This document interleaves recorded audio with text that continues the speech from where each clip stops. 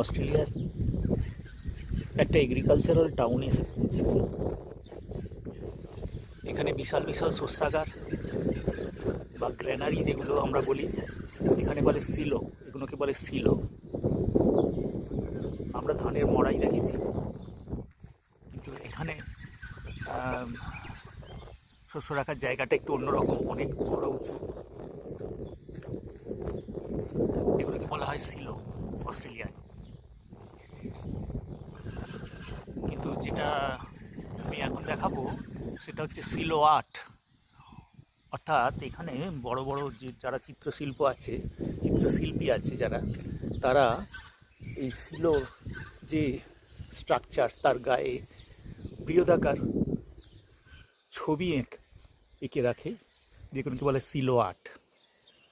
নামকরা চিত্রশিল্পীরা এগুলো আঁকেন। এখানে দেখা যাচ্ছে যে অস্ট্রেলিয়ার যে প্রধান তিনটে পাখি,